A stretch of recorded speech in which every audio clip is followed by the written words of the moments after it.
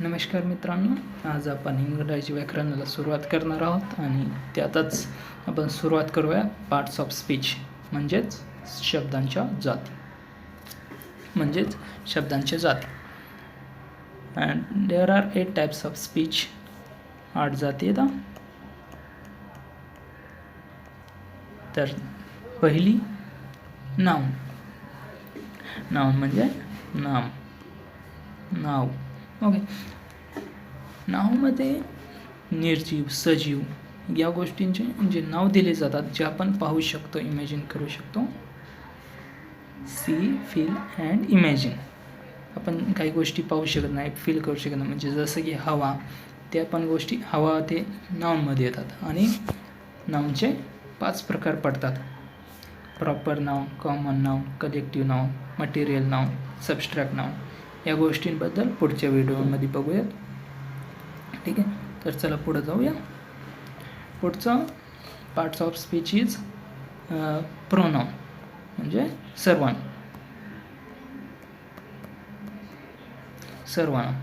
जसं की रामबद्दल बोलायचं झालं तर राम चालला आहे. नंतर पुढच्या वाक्यातही राम बसला आहे, रामनी खाल्लं असं म्हणण्याऐवजी आपण त्याने खाल्लं, तो गेला असंही म्हणू शकतो. सो इंग्रजीमध्ये सांगायचं झालं तर राम इज गोईंग असं म्हणण्यापेक्षा आपण असंही म्हणू शकतो की ही इज गोईंग. इथे राम हे काय झालं, नाउन झालं, म्हणजेच नाव झालं. आणि ही हे प्रोनाउन झालं, सर्वनाम झालं. मग सर्वनाम कोणते कोणते आहेत? He, she, they, that, who, I असे बरेच सर्वनाम आहेत. काही डायरेक्ट असतात, काही इनडायरेक्ट असतात. जसे काही म्हणजे डायरेक्ट म्हणजे ते नाव घेतलं की समजून जातं की ह्या व्यक्तीबद्दल बोललं जातं आहे. आणि काही असे राहतात की ज्यांचं नाव घेतल्यानंतर कळत नाही की कोणाबद्दल बोललं जातं आहे. ठीक आहे, तर चला, प्रोनाउन कशाच जागी वापरले जातात? Used for noun. ओके. पुढचं ॲडजेक्टिव्ह. ॲडजेक्टिव्ह काय आहे? Word which tells more about noun or pronoun. Adjective म्हणजे विशेषण.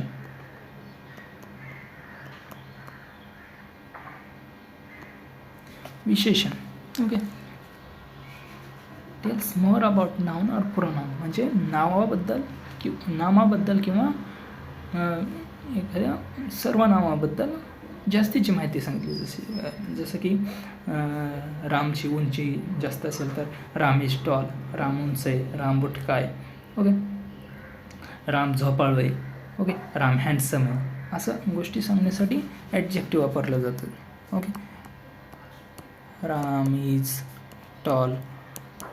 और हे झालं राम म्हणजे नाउन झालं. आता प्रोनाउन सांगायचं झालं तर he is tall. Okay. So simple, सोपं आहे. ओके. पुढचं त्याचे उदाहरण झालेत calm, sleepy, beautiful, handsome and tall, short. Okay. Angry पण असतात. ओके. तर हे झाले ॲडजेक्टिव्हचे उदाहरणं. त्यातला फॅक्ट असा आहे की काही गोष्टीमध्ये ॲडजेक्टिव्ह आणि प्रोनाउन म्हणजे सर्वनाम आणि विशेषणे वापरली जातात वेगवेगळ्या वाक्यात आणि शब्द एकच असू शकतो. जसं की डॅट. या दोन्ही वाक्यामध्ये डॅट आहे, एकच शब्द आहे, पण त्याचा म्हणजे अर्थ वेगळा ह्याने घेतला आहे. एकामध्ये पहिल्यामध्ये प्रोनाउन म्हणून उपयोग केला आणि दुसऱ्यामध्ये ॲडजेक्टिव्ह म्हणून उपयोग केला. ओके. दुसऱ्यामध्ये ॲडजेक्टिव्ह म्हणून उपयोग केलेला आहे. So like that book is mine. Here हे ॲडजेक्टिव्ह म्हणून दॅटचा उपयोग केला जातो. ओके. पुढचा पाहूया वर्ब.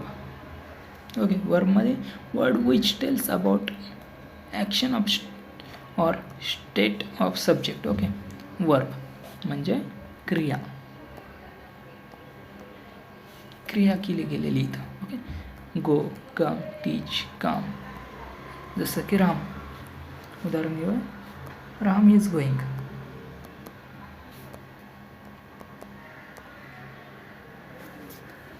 राम हे काय झालं, नाव, आणि गोईंग. ओके. म्हणजे ॲक्शन झाली. गोईंग म्हणजे राम चालला आहे, तर गोईंग इज हे एक ॲक्शन झाली. त्याने क्रिया केली. रामनं काय केलं, चालला आहे तो. तर वर्बचे किती 3 प्रकार राहतात, V1, V2, V3 आणि एक ING फॉर्म राहतो, त्याला V4 म्हणू शकतो. ठीक आहे. ह्याच्यात उदाहरण घ्यायचं, गो म्हणलं तर गो, नंतर ह्याला वेंट, गोन आणि ING फॉर्ममध्ये गोईंग. ओके. याच्यानंतर आपण डिटेलमध्ये पुढच्या व्हिडिओमध्ये पाहूया हे कसे बनवले जातात. ठीक आहे. चला तर पुढं जाऊया. Adverb. Adverb word which tells more about verb or action. हे कशाबद्दल, एक क्रियेबद्दल जास्त सांगतो. जसं की राम चालला आहे, आपण मागं बघितलं की राम इज गोईंग, पण हे कळत नाही की तो कसा चालला आहे, हळू चालला आहे, जोरात चालला आहे. त्यामुळं याच्या जागा गोईंग नंतर आपण स्लोली म्हटलं तर जास्त कळतं की तो कसा चालला आहे. मग हे ॲडवर्ब काय आहे, हे झालं ॲडवर्ब. तर हे जास्तीची माहिती सांगायला लागली गोईंगबद्दल. तर adverb which tells more about action, हे जास्त सांगते. मग स्लोली हे एक ॲडवर्ब झालं जे वर्बबद्दल जास्तीची माहिती देत आहे. ओके. त्याचे example slowly, fast, instantly, carefully. Okay. पुढचं प्रोपोजिशन. हा 6वा प्रकार आहे पार्ट्स ऑफ स्पीच, शब्दांच्या जातीचा. ओके. तर प्रोपोजिशनमध्ये एखादी कुठं ठेवलेली म्हणजे त्याची पोझिशन दाखवली जाते, जसं की टेबलावर आहे का, टेबलाच्या खाली, घरात आहे का, एखाद्या शहरामध्ये, याच्याबद्दल माहिती सांगितली जाते. आणि याला मराठीत सांगायचं झालं तर शब्दयोगी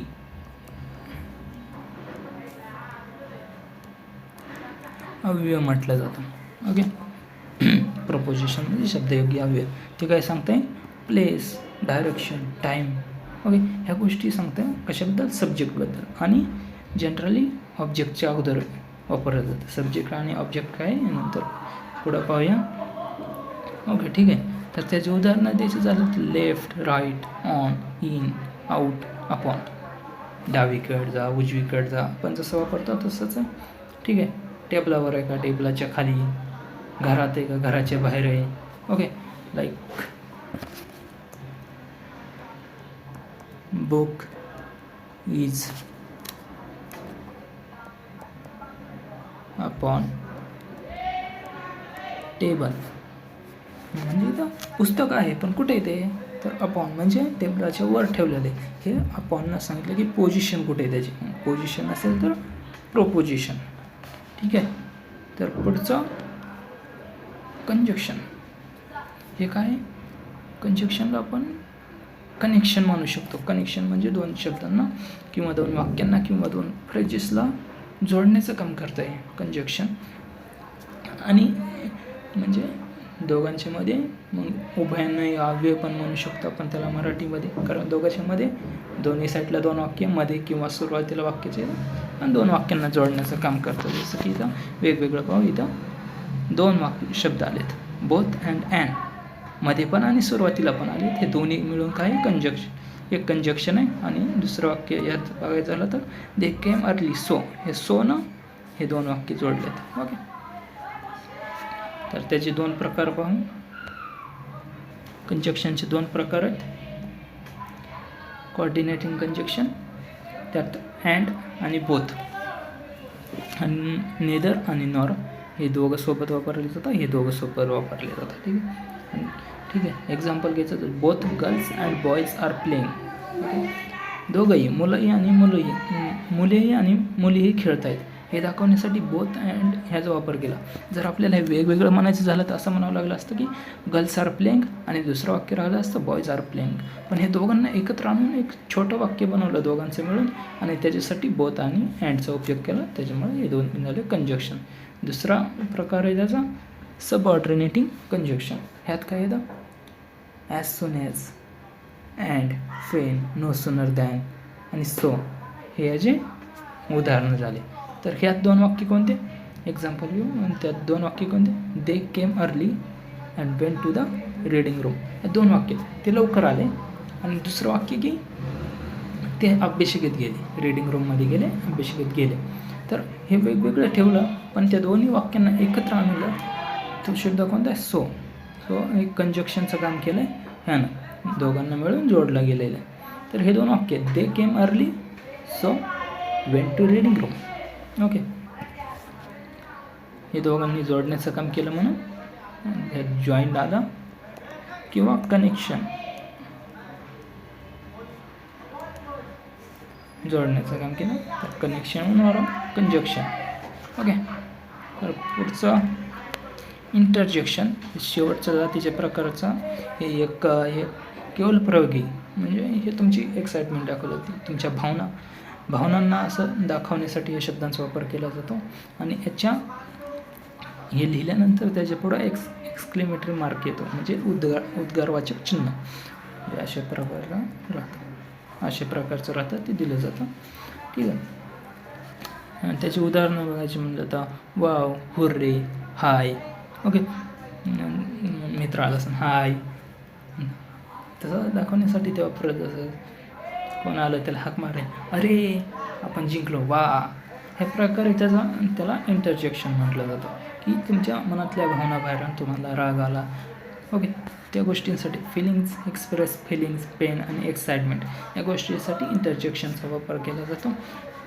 आणि ते शब्द वापरला जातो, हाय वापरला तर त्याच्यासमोर उद्गारवाचक चिन्ह बरेचदा असतं. ठीक आहे, तर आता हे 8 प्रकार झाले शब्दांच्या जातीचे.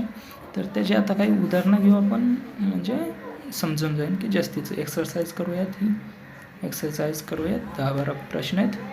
ठीक आहे, पहिला प्रश्न, they went to university in Pune. ते कुठे गेले? वेंट. एक आहे ते युनिव्हर्सिटी, पुण्यातल्या युनिव्हर्सिटीमध्ये गेले. ओके, तर वेंट म्हणजे गेले. मग गेले म्हटल्यावर काय आहे ते वर्ब. ओके, वर्बचे तीन फॉर्म आणि एक ING फॉर्म सांगितलेला. ठीक आहे, V1, V2 आणि V3 आणि ING. ह्याच्यात गो, वेंट, गोन, हे वेंट आणि university. Okay, so went second form झाला ह्याचा वर्बचा. आणि दुसरा अंडरलाईन कोणता केलेला आहे? इन. हे काय? इन म्हणजे आत, पुण्यात. हे दोघांचं मिळून काय झालं? पुण्यात. तर कुठे आहे? तर पुण्याच्या आत किंवा मग पुण्याच्या बाहेर एक आत आहे कुठे? मग ते पोझिशन सांगायला लागलं. मग ते पोझिशन सांगते तर काय असं? हे प्रोपोजिशन. बरोबर, प्रोपोजिशन, कारण ते पोझिशन सांगते. ठीक आहे, पुढचा प्रश्न, I have seen red bullet train on bridge. म्हणजे मी ब्रिजवर लाल गाडी, रेल्वे पाहिली, रेलगाडी. ओके, मग त्यात रेड काय आहे? तर कशाबद्दल सांगते? रेड म्हणजे लाल. बुलेट ट्रेन कसली? लाल आहे, म्हणजे हे नाऊन आहे. बुलेट ट्रेन काय झालं? नाऊन. आणि नावाबद्दल हे विशेष माहिती सांगते. ते बुलेट ट्रेनचा रंग सांगते. मग रंग सांगते तर हे काय झालं? जास्त माहिती सांगते, म्हणजे ॲडजेक्टिव्ह झालं. हे काय झालं? ॲडजेक्टिव्ह झालं. ओके, रेड काय झालं? ॲडजेक्टिव्ह झालं. आणि आता ऑन काय झालं? हे पहिल्या प्रश्नाप्रमाणेच ह्यात ज्याप्रमाणे इन तसंच ऑन आहे. हे पोझिशन दाखवत होतं आणि हे पोझिशनच दाखवते. पहिल्यात पोझिशन दाखवत होता, मग प्रोपोजिशन होता. यात पण कुठे? On bridge. ब्रिजच्या खाली का वर? तर ब्रिजच्या वर, पुलाच्या वर. त्यामुळे हे काय झालं? प्रोपोजिशन झालं. नंतर इथं काय? We read book. आता यात वी काय? वीच्या ऐवजी आपण वापरलं असतं. आता इथं म्हणलं, जर मी आणि माझा मित्र पुस्तक वाचतोय असं म्हणण्यापेक्षा काय म्हटलं जातं? आम्ही पुस्तक वाचतोय. म्हणजे ते नाव दोन, मी आणि माझा मित्र. मग ह्या दोन नावांपेक्षा एकच शब्द वापरला जातो. तर कोणतं वापरलं जातं? सर्वनाम. आणि सर्वनामला काय म्हणलं जातं? प्रोनाउन. तर हे वीक आहे, प्रोनाउन आहे. आता चौथं बघायचं झालं तर काय? हाय. त्याच्या पुढं उद्गारवाचक चिन्ह आहे. ओके, उद्गारवाचक चिन्ह आहे. मग उद्गारवाचक चिन्ह कशाच्या समोर दिलं जातं, कोणत्या शब्दाच्या समोर, तर केवळ प्रयोगी असेल जे तुमच्या भावना बाहेर काढतं त्यासाठी वापरलं जातं हाय. तर हाय काय आहे, उद्गारवाचक चिन्हाच्या अगोदर आहे. मग ते तुमच्या भावनांबद्दल सांगते हाय. आणि हे काय आहे, मग इंटरजेक्शन. ओके, इंटरजेक्शन हाय तुमची फिलिंग्स सांगते. एक्साइटमेंट कोणाला मित्राला भेटला तर त्याबद्दल सांगते, मग हाय झाला. पुढचा प्रश्न आहे, they have met his father. Okay, they have met his father. Met काय आहे, मेटचा व्ही2 आहे, वर्ब. ओके, हे झालं वर्ब मेट. आता दे काय झालं, आता ह्यात दोन नाव घेतले समजा आरती आणि कीर्ती. ओके, आरती आणि कीर्ती म्हटलं तर आरती आणि कीर्तीऐवजी डायरेक्ट काय वापरलं, दे. म्हणजे ते दोघी म्हणजे नाऊन ऐवजी वापरलं जातं आहे, म्हणून ते काय नाऊनला नाही वापरलं गेलं, पण त्याच्याऐवजी वापरलं जातं म्हणून प्रोनाऊन म्हणजे सर्वनाम. हे सर्वनाम झालं. ठीक आहे. 6वा प्रश्न, यस वी गॉट इट. परत मला वाटल्याप्रमाणे एक्साइटमेंट दाखवतं. यस वी गॉट इट म्हणजे हां आम्ही हे मिळवलं. ओके, किंवा हे आम्हाला भेटलं. तर एक्साइटमेंट आहे, फिलिंग दाखवत आहे. म्हणजे काय तुमचं ते झालं केवळ प्रयोग झाला, केवळ प्रयोगी झालं. तर ते तुमचं इंटरजेक्शनबद्दल सांगते. इंटरजेक्शन ह्याला यस म्हणजे इंटरजेक्शन वर्ड झाला. 7th one is Harshit is good boy. Good boy. Boy काय नाम आहे. हर्षित चांगला मुलगा आहे. मुलगा आहे म्हणजे आता मुलगा हे काय झालं नाव झालं. आणि कसा आहे तो, वाईट आहे चांगला आहे. तर चांगला आहे. चांगला जर त्या मुलाबद्दल सांगितलं जाते तर हे काय असं ॲडजेक्टिव्ह.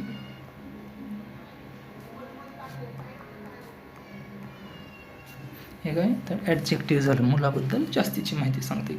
चांगला आहे, वाईट आहे, हां बुटका आहे, उंच आहे, ते ॲडजेक्टिव्हमध्ये येतात. ठीक आहे. तर पुढचा प्रश्न काय, Mahesh is running fast. Running पण आणि फास्ट पण. रनिंग काय रनचा ING फॉर्म आहे. रन V1 आहे आणि त्याचा ING फॉर्म काय आहे रनिंग. ठीक आहे. आणि फास्ट, आता फास्ट काय आहे की रनिंगबद्दल सांगते की तो कसा पळतोय, जोरात पळतोय, हळू पळतोय. तर महेश पळतोय पण कसा पळतोय, जोरात पळतोय की हळू पळतोय. तर फास्ट पळतोय. मग फास्ट कशाबद्दल सांगतो की त्याची पळण्याची गती काय आहे. गती काय आहे, ॲक्शन आहे. मग ॲक्शनबद्दल जास्तीची माहिती कोण सांगतं तर ॲडवर्ब. वर्बमध्ये जास्तीची माहिती टाकणारा कोण, वर्बबद्दल जास्तीचं सांगणारा ॲडवर्ब. ओके. तर फास्ट काय ॲडवर्ब आणि रनिंग काय वर्ब. आता पुढचा 9वा, neither boys nor girls came to school. आता इथे दोन वाक्य आहेत. पहिला बॉईज, आता डिडंट म्हणू शकतो, केम टू स्कूल. हे नेदर हे निगेटिव्ह आहेत. ओके. याच्याशिवाय इतर वापरलं जातं तर एक पॉझिटिव्ह फिलिंग होतं, पण हे नेदर म्हणजे निगेटिव्ह आहे, त्यामुळे डिडंट आणावं लागेल. मग boys didn't come to school. Okay. आणि दुसरं वाक्य काय, गर्ल्स.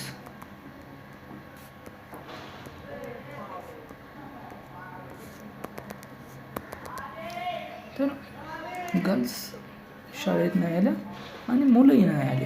पण हे दोन वाक्य आहेत. ह्या दोन्ही वाक्यांना जोडण्याचं काम कोणी केलं आहे, नेदर आणि नॉरनं. मग हे काय दोन्हीचं जोडण्याचं कनेक्शन केले, मग ते काय झाले कंजक्शन झाले.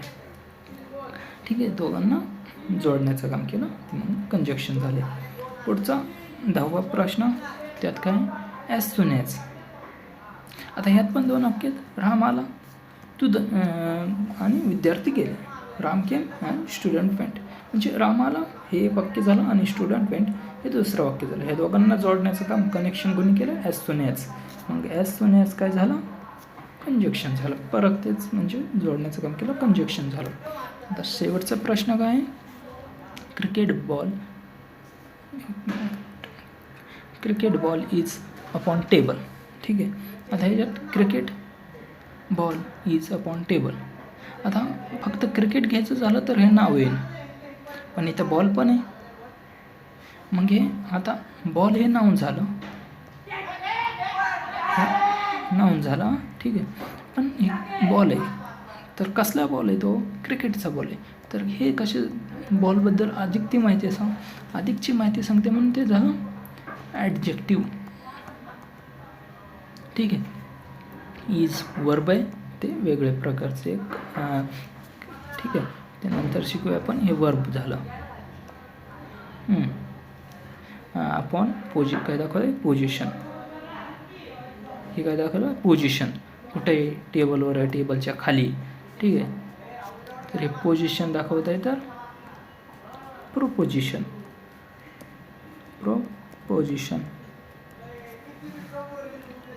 ठीक आहे.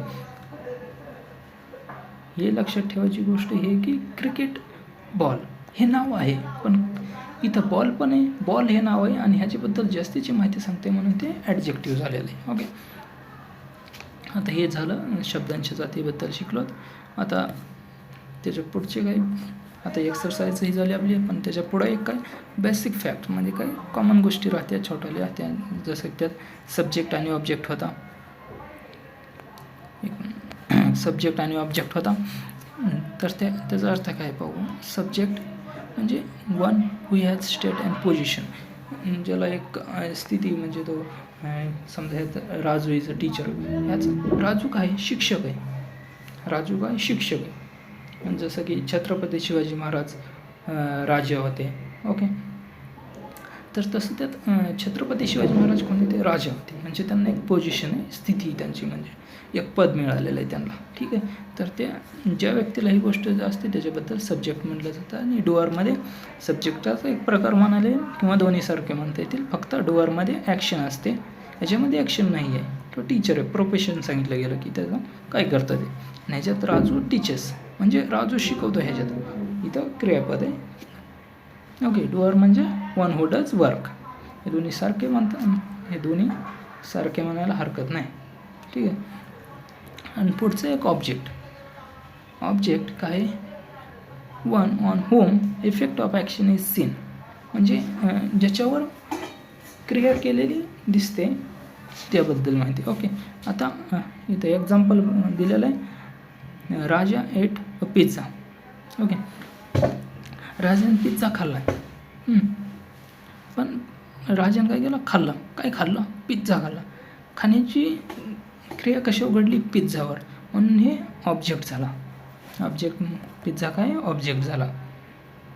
ठीक आहे. तर त्यात फॅक्ट एक असं आहे की subject object can be noun, pronoun और फ्रेज, म्हणजे हे तिन्ही सब्जेक्ट असो, डुअर असो, ऑब्जेक्ट असो, हे नाउन बी असू शकतात. जसं राजा. प्रोनाउन बी असू शकतात.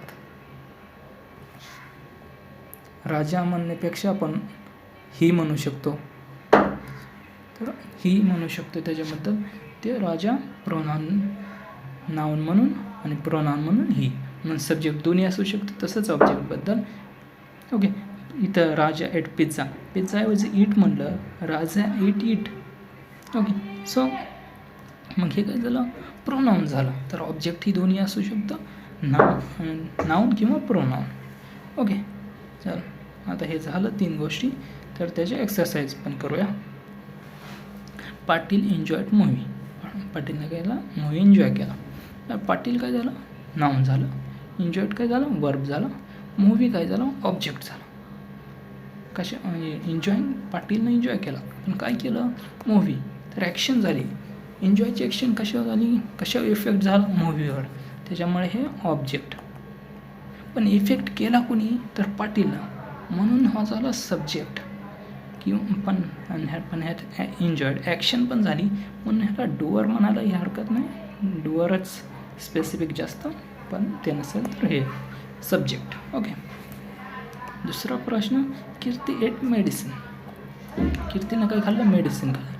8 वर्ब झाला. ओके, 8 वर्ब झाला. आता खाण्याची क्रिया कशी ओढली? मेडिसिनवर, इफेक्ट मेडिसिन झाला म्हणून ऑब्जेक्ट झाला. आणि कीर्ती, खाण्याची क्रिया कोणी केली आहे? कीर्तीने केली.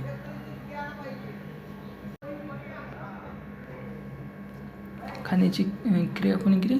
कीर्तीनं केली म्हणून तो सब्जेक्ट झाला. ओके, कर्ता झाला ह्यो. कीर्ती कर्ता झाली. एट म्हणजे काय झालं? एक क्रियापद झालं. आणि मेडिसिन हे काय झालं? कर्म, ज्याच्यावर केलं गेलं. ठीक आहे, क्रिया ज्याच्यावर केली गेलं कर्म झालं. Karan is a student. Karan noun, is verb, student is name और profession. So it's profession also. Okay, student, what is he doing? He is a student. So student आहे. तर हे वाक्य करण इज अ स्टुडंट हे ह्या वाक्यासारखं जुळतं आहे. कोणत्या वाक्यासारखं? तर राजू इज अ टीचर.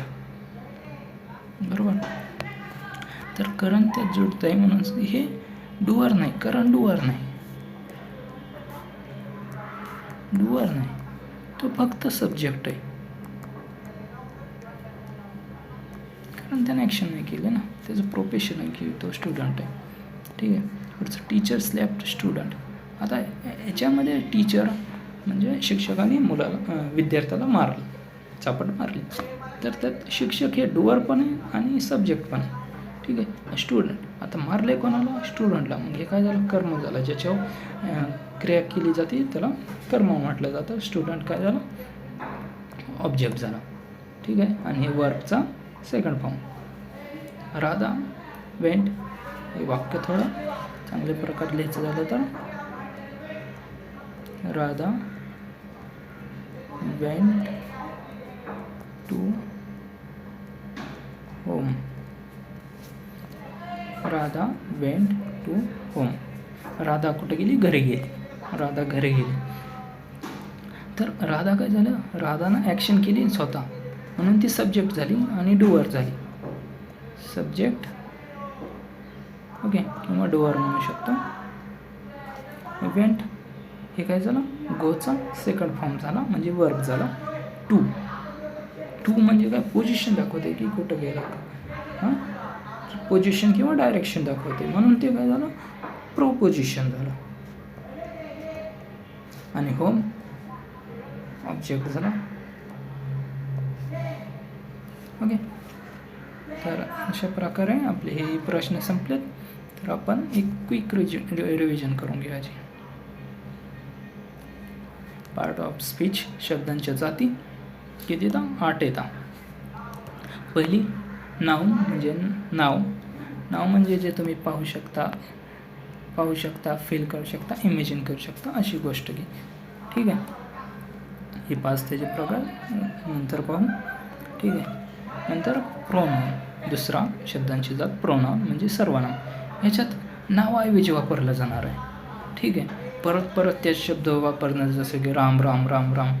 प्रत्येक वाक्यात रामबद्दल सांगायचं झालं तर त्याच्याविषयी रामऐवजी तो, त्याने असे शब्द वापरले जाते. मग प्रोनाउन म्हटलं जातं त्याला, सर्वनाम. ठीक आहे. नंतर ॲडजेक्टिव्हमध्ये तिसरा adjective, word which tells more about noun. नावाने विशेषण, सर्वनामाबद्दल जास्तीची माहिती सांगणारा विशेषण. ठीक आहे. नंतर हे तर पाहिलं आहे की एक शब्द प्रोनाउन बी असू शकतो, ॲडजेक्टिव्ह बी असू शकतो. एकच शब्द तो वेगवेगळ्या वाक्यांमध्ये. ठीक आहे. वर्बमध्ये म्हणजे क्रिया केलेली तर त्याला वर्ब म्हणलं जातं. ह्याचे 3 फॉर्म असतात, V1, V2, V3 आणि ING फॉर्म. ठीक आहे. नंतर ॲडवर्ब जे एक क्रियेबद्दल जास्तीची माहिती सांगते. हळू केलं, पटपट केलं तर त्याबद्दल सांगितलं. पोझिशन, ज्याचे सांगायचे त्यासाठी प्रोपोजिशनचा वापर केला जातो. पोझिशन सांगतं, डायरेक्शन सांगतं, टाईम बी सांगतं.